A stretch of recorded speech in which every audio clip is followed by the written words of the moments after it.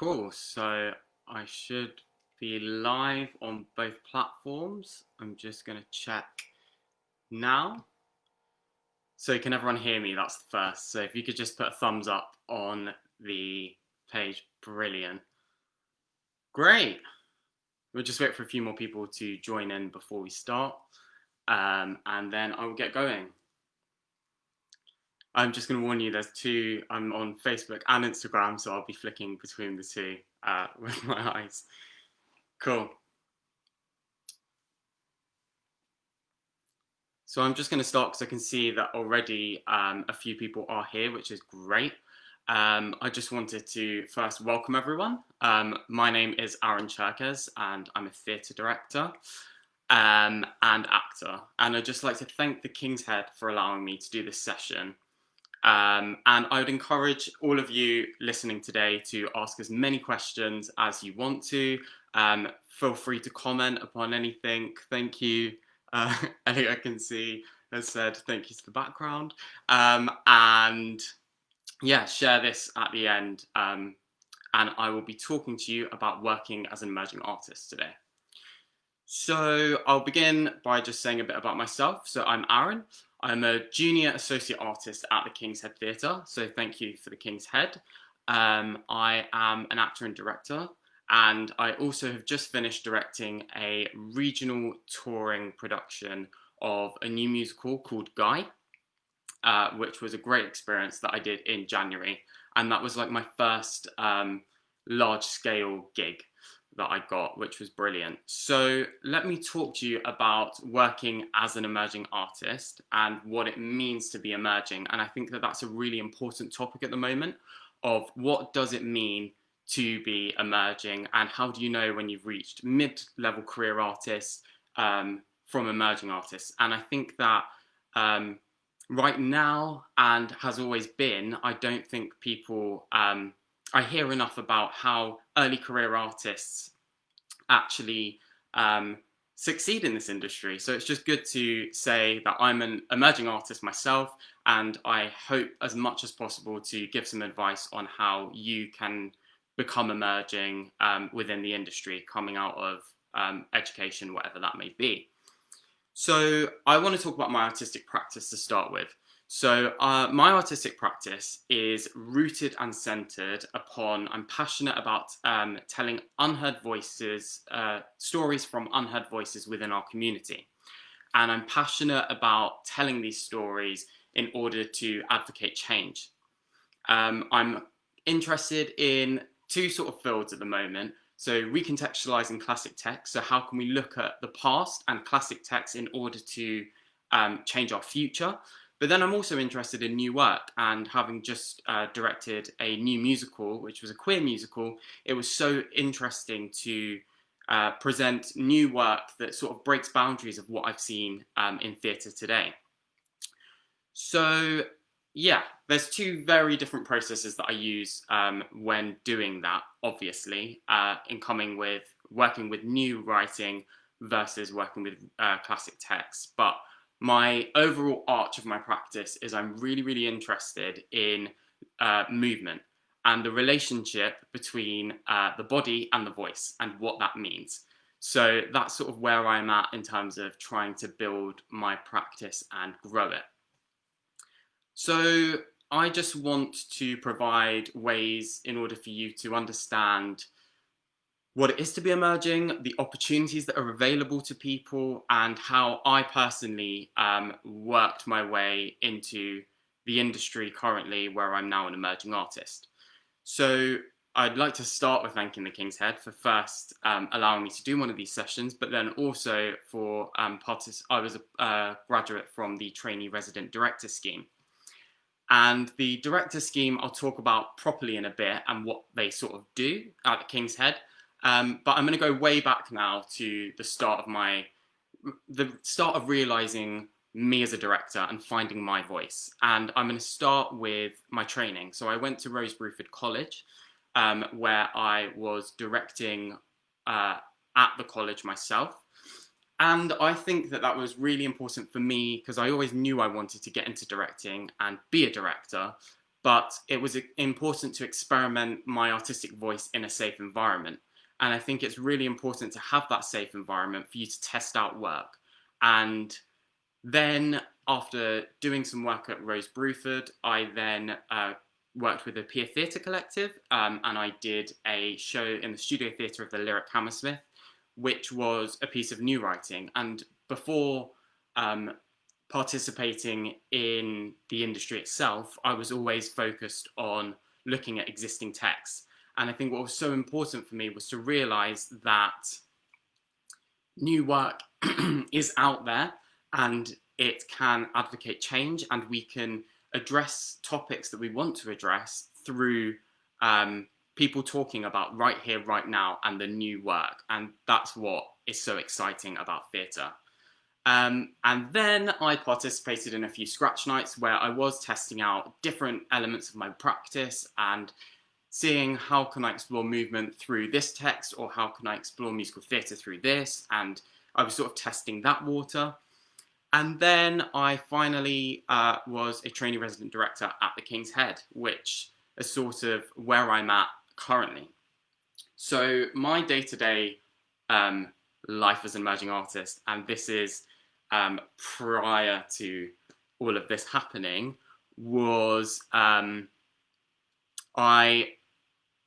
freelance now, but I always advocate to everyone about side hustles. And I'm just going to quickly touch upon it because I think it's so important and so interesting to tell everyone, and people don't speak about it enough. And being an emerging artist is hard, it's tough, and you will have to earn money at the end of the day. So therefore, it's not, don't feel bad about having another job, whether it's working as an usher in a theatre, whether it's in a bar job, in a restaurant. Don't ever feel like that is not going to aid your practice, because I've previously worked as an usher before, and I've learned so much through the things that I've even watched and been exposed to. So I think that's really important as well. Then I'm now going to talk about myself and my practice in terms of, I just wanted to touch upon this, and it is, and thank you so much for the questions that are popping in, I will answer them shortly. But I just wanted to say that I've always tried to hide my cultural identity. And I think right now it's so important to advocate change through your work.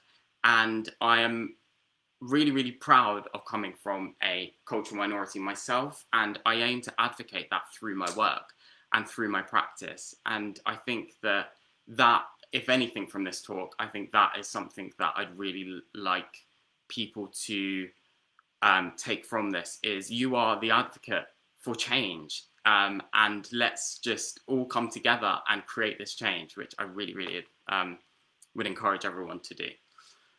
So I found this quote about an emerging artist and what it is to be an emerging artist, and I'm just going to read it out to you. So an emerging artist is someone who is in the early stages of their career, someone who has worked professionally in their craft but has not yet established a solid reputation as an artist. And I think that sort of encapsulates it quite well, because it's about you discovering your voice and discovering your practice. And I think there won't be a stage ever in my career where I will say, this is who I am, and that is it, and I stand by it. Because I think constantly through working with different artists, through everything that I've done, through every actor I've directed, it is about learning and sharing an experience. And I think that you can continue to grow, and your practice will then continue to grow. And you will discover that your practice will then flourish into something. So let me just answer some questions. So let me have a look. What piece of... Okay, so I've got a question about a production that inspired me to pursue where I am today. And it was actually, this is going way back, it was Carrie Cracknell's production of A Doll's House.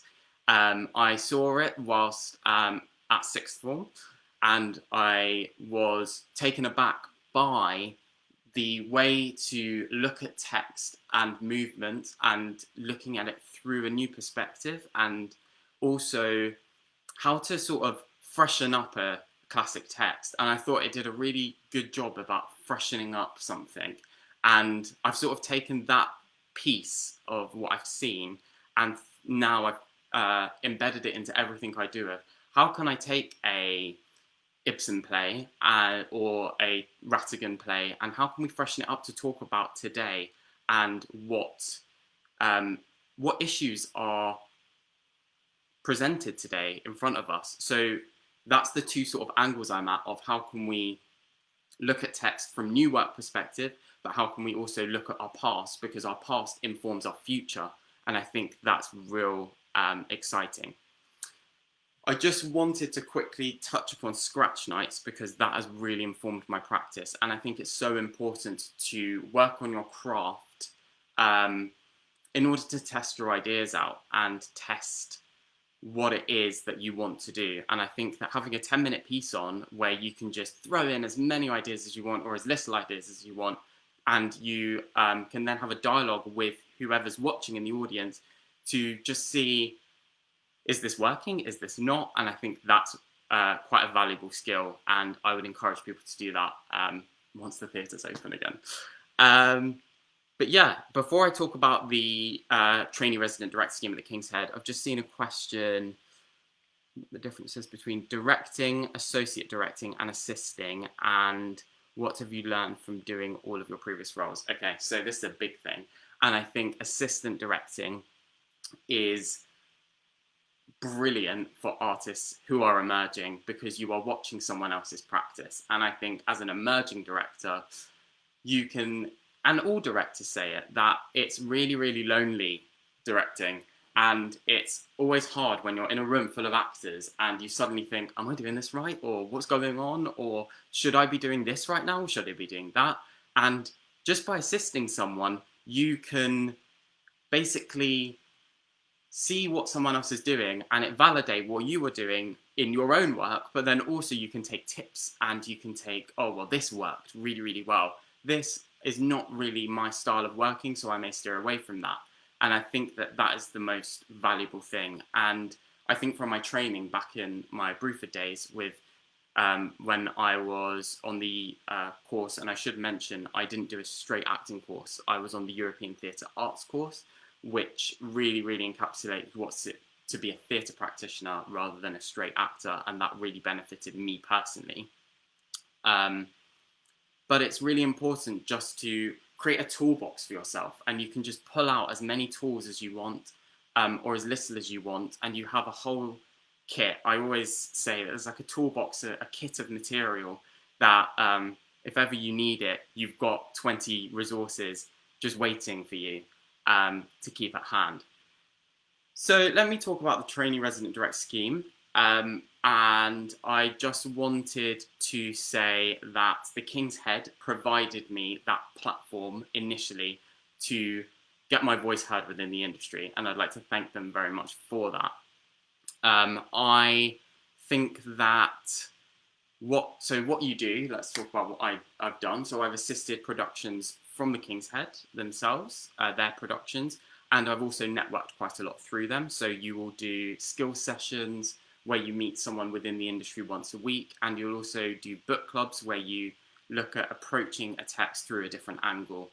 And that really, really, really taught me a lot about how, and this is going back to when I was saying revisiting text, of how can we take this text and can we change the gender of the one performer or all the performers, or can we use someone of a different ethnic minority to then highlight a certain issue? And I think that that skill has really helped me develop my practice to what it is now.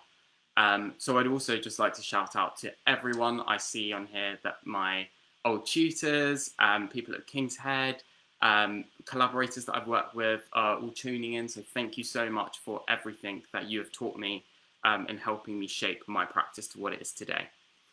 Now, the big thing that I want to sort of address is arranging coffees with people. And as an emerging artist, I know that I want to talk to this director and this designer and this producer. And I was always initially, I was sort of scared of, oh, well, how do you confront them? and how do I arrange that coffee? And I think do not be afraid to ask. The only thing that can happen if you ask someone is for them to say, sorry, I'm really busy. But also now's a very good opportunity to try and meet with these people or create a list of people that you admire their work or you want to work with in the future. And it's just about asking people. And I've met so many wonderful creatives, and I'd like to thank them all on this platform, who have taken their time to have a coffee with me and talk about their practice and talk about and creating relationships. It's all about creating relationships, and you don't know whether in a year, 3 years, 14 years, I don't know, where you will then be able to use what they've said to you in that meeting or collaborate with them in the future. And I think that that's really important. So then, before I answer some questions, I just want to talk about my first big directing gig that I got, which was so fortunate to get through the company Leo and Hyde at the beginning of this year. So we had rehearsals up in Manchester in January, and then we did a regional tour ending at the theatre in London, which was brilliant. And it taught me so much. And it was basically a queer theatre production, a new musical tackling catfishing within the online dating community. And I think that I found it incredible because I'd never toured productions, but I've always wanted to tour productions. And I think that I've learned so much from doing it, because you are addressing issues in places that do not see this sort of work. And it's so fulfilling to see that you are helping a community. So you are taking work to places that don't normally get a lot of theatre work, who would love to see musicals but can't be exposed to as many. So that's what I found so fulfilling. And then I want to quickly address self-producing work to seeking work yourself. And I think the biggest thing as an emerging artist I can say is it's great to self-produce your work, but it's also great to seek work. And I think, like I was saying, from the coffees and from everything that I have sort of, the networks that I've built really, really do help to maybe get directing work from other people. And it's just about creating conversations. So if anything, at the end of this, if you can take anything away, it's building relationships and creating conversations with people. So I'd encourage people to flood me with questions. I've just seen a question here, so I will try and answer it as best I can. So why should emerging artists bother with old plays at all? All this is controversial, but great. And Rattigan in particular. So I did a production of Terence Rattigan's The Deep Blue Sea at drama school. This was just a closed performance where I was just testing out my ideas. And I thought, why not have an all-male cast and highlight that Rattigan himself was a homosexual man, and he wasn't able to address these themes through his work at the time. So that is the framework to what I'm talking about, is you can use plays from the past and address the future. And we're able to talk about a lot more today, and we will continue. And I really, really do hope that in 20 years we can even address so many more things and tackle so many more issues, which I'm so looking forward to be able to be an advocate for that change. There's another question here. What's your plans to stay creative during lockdown? This is always a good one. And I think this is a really, really important one, because I've been through all the phases of creativity in lockdown. So I went for a phase of reading loads, and then I was conscious about, should I be reading at the moment? Because that's not reading a play, it's reading a book. And then I thought about, well, let's try and focus on my practice and lining up work after. And then I've really come to the conclusion that being creative comes in all forms, and it's okay to not be creative as well. It's really important to just look after yourself and just please, please, please look after yourself. That's all I can say, is because it's a tough time at the moment. And people like me, I feel passionate about advocating voices to address issues that aren't spoken about. I think Islamophobia is another thing that I really want to tackle through my work.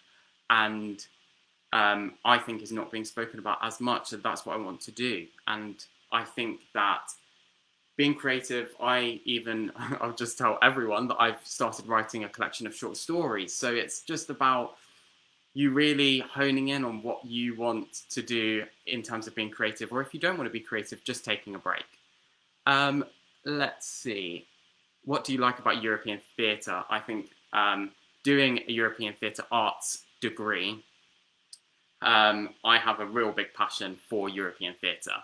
And I will tell everyone now why I have a passion for it. And I think European theatre is groundbreaking because it tackles issues through a contemporary angle, in my opinion. So they look at the relationship between dance, text, movement, spoken word, and everything else that comes in between, and live music and ensemble work.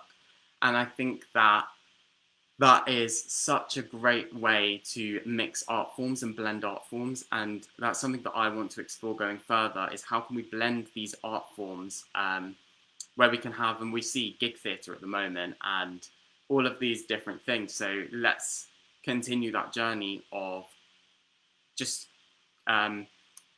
creating a much more diverse theatre world.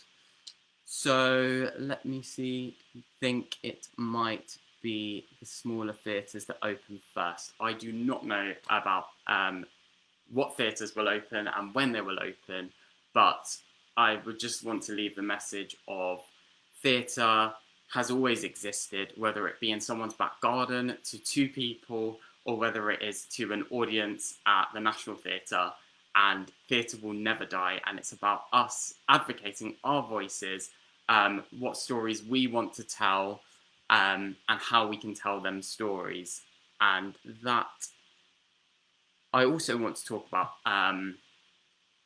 something that's it informed my training quite a lot, and that is my course at Rose Bruford. I went abroad to Poland, where I went to Gardzienice, which is in Lublin, and it was a theatre practice where centred around musicality, and training abroad in Poland, being exposed to Polish theatre, really informed my practice as an emerging artist. And I think that using what I've learned throughout, and that's what I go back to saying, and this is the thing, it all encapsulates into one thing of it's creating that toolbox and being exposed to as many things as possible, and not being afraid to go and see a show that you may think that you won't like, or not taking on a project that you think, oh, well, I don't know how to do this, because I had very little experience in directing musical theatre prior to doing a regional tour, and I learned so much from it.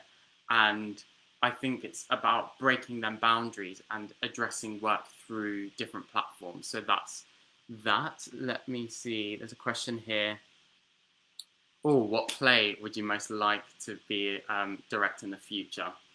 Now, this is an interesting one, because I've got a few plays in the works of thinking about I'd love to direct it in the future, but I would really like to find voices from new writers, and I'm passionate about discovering new writers that address themes that I want to address. So I want to address themes of oppression, racism, and homophobia and Islamophobia. So if there's anyone who's listening today or will listen, then and is a writer, then please get in contact. It's about making them connections. It's about sharing them experiences and advocating what we want to use theatre as a platform for.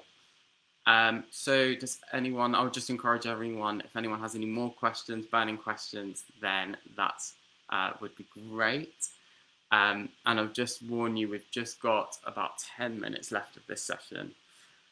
So, oh, there's another question that's just popped up. So how much does an audience inform your practice from the development of an idea to a final show? Now, this is a question that's brilliant, because I think at the end of the day, I always hear my friends especially that come and watch my work, and I say, what do you think of my work? What is it that you got from it? What did you not get from it? What did you learn from it? And I think that any audience member, whether they are in the industry or not in the industry, they are the people who are experiencing the work firsthand. And I think an audience's reaction to something really does inform my practice, because it advocates how my practice is then aiding storytelling. So it's all about, how does my idea, the idea that I will then give staging to, how does that idea translate to an audience? And theatre in itself is the relationship live between an audience and a performer. And I am there to facilitate that journey and steer that ship for an actor. So that's what I aim to do. So how have you found directing versus assistant directing? How are they different? So I touched upon this, but I'll go into this in a bit more depth. And I think that assistant directing really, really depends on who you are assisting and the relationship that you build with that artist that you are working with. And directing, I found to be very, very lonely, but also very fulfilling, because you have the platform to test your ideas out. I don't think there is one avenue to go down in terms of this is how to direct a show, and that is the beauty of theatre in itself. There's not one way of doing things in anything in theatre, and it's about you establishing and creating your own voice within the industry, and saying, well, I do what I do because of this. And I think that that's really valuable, and I take the time during this time to actually make a document for yourself of, what shows do I like? Who am I inspired by as an artist? Which other artists influence my work? And what do I want to tell?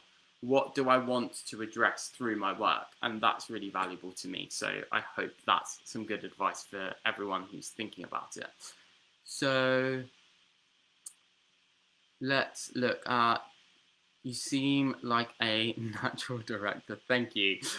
Was that always what you wanted to do? Now, this is an important question, because I was acting as a child actor, from the age professionally until I was, well, since I was about 8 or 7 years old. So I've always been informed, and I think that as an actor, and this is another important advice I can give directors, and especially emerging directors, is being an actor within a process is just as fulfilling as being a director. Because as an actor, you are listening firsthand to what a director is giving you and the tools that you are receiving from people.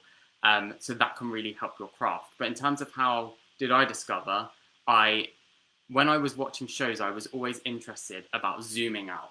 So although I was acting, I was interested in zooming beyond being an actor in one role, and I was interested in, so how is this person and this person moving, and their relationship, and how does the set inform, and the lights and the sound. So it's about just taking that step back and visualizing what the whole message of the piece is, and that's where I sort of fit within that. So I will just warn everyone, we've got 2 minutes, 1 minute now. So I just want to sort of wrap off what I've said. So thank you all so much for attending and listening. And I think that the King's Head are doing a great job in allowing different creatives within the industry from all creatives to share their stories. And I think for me, if I could say anything, it would be that I'm passionate to be an emerging artist. I'm passionate about telling these stories from unheard voices within our community, and sharing that and advocating that with people.